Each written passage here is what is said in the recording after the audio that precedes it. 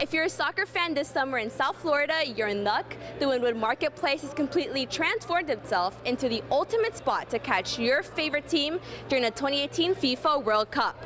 From pop-up food stands to shops to even a makeshift soccer field, this place has everything for all 64 matches this summer. Kicking off for NBC6, I'm Kaylin Bailey. Almost. This was one of President Trump's very first actions while in office. The legal process has lasted almost his entire presidency, and today the Supreme Court had the final word. For this week's Fierce Female Friday, we're highlighting a fire chief who's overcome obstacles across the country. Now she's back in Broward County and breaking even more gender norms. Friends and family tell us the woman has an adult son who lives out of state. Officials are still looking for her body inside this very lake. Reporting live from Davie, Kaylin Bailey, NBC6.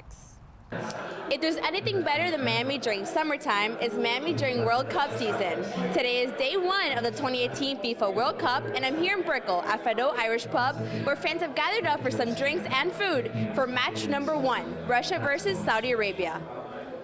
You can still see 3 fresh bullet holes outside this home's front door. As for Mercado, he is currently awaiting an attorney and is being held without bond. Live from Mopalaca, Kaylin Bailey, NBC6. Neighbors told me they saw the white van run a stop sign and then hit a car on the intersection of Northeast 12th Avenue and Atlantic Shores Boulevard. It then ran through the concrete barriers and ran through the grass where you can still see parts of the van. It eventually kept on going, hitting a pedestrian right here and then ending its journey next to the water pipes. Right now, this is an open investigation, and family members are demanding answers as they believe Cano's death was not warranted. Reporting from Doral, Kaylin Bailey, NBC6. A drive-by shooting this Saturday left a 21-year-old from Miami Gardens dead and a grieving mother with one question: why? Michael was 21 years old. His birthday is in less than 2 weeks. He would have been 22. We was preparing to celebrate his birthday. A mother takes her grief public after her son was shot and killed last weekend. She described the phone call that broke her heart. And they told me my son gave him my number and he was calling for me. My son needed me. Somebody hurt him. Michael Mathis was gunned down in front of this Miami Gardens store on Saturday. He later died at the hospital. I want to know, how bad was it that you had to pull up on my son, shoot my son, kill my son? Our family hurting, and I'm hurting, but I got to stand strong for Mike. I got to stand strong for Mike to find out who did this to Mike. Police looking for this car, a goldish 2007 to 2011 Toyota Camry with dark tinted windows and a missing hubcap on the right front tire. I can't even fathom, being a mother of my own, I can't even fathom her losing a child.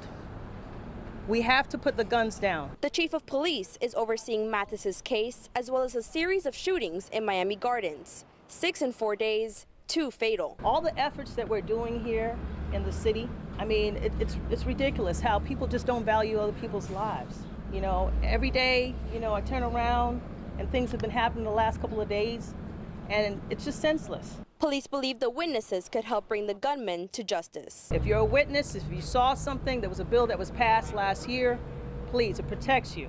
Come out here, let us know if you know anything whatsoever.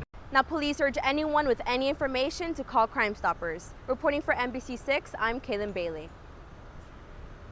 This was one of President Trump's very first actions while in office. The legal process has lasted almost his entire presidency, and today the Supreme Court had the final word.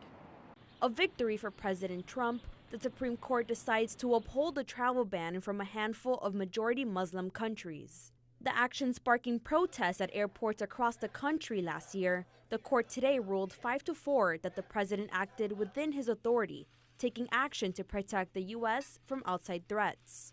Omar Salih is a lawyer with Florida's Council on American Islamic Relations.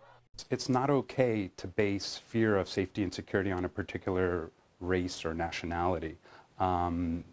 Everybody should be equally vetted when coming into this country. The policy applies to travelers from Iran, Libya, Syria, Yemen, and Somalia. People from North Korea are also blocked, as well as a number of Venezuelan government officials and their families. The majority justices said the president's anti-Muslim comments during his campaign have no bearing on the case. The decision ends a 15-month legal battle over one of the president's first actions upon taking office.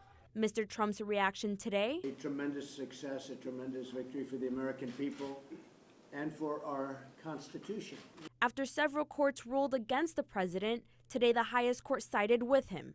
Salih telling me despite that decision, activist groups will continue pressing their message. Make it known that the court is turning, we believe, a blind eye to the underlying bigotry of these policies. Right from the start, President Trump said the travel ban was an issue of national security, in line with his promise to keep America great again. From Fort Lauderdale Airport, Kaylin Bailey, NBC6.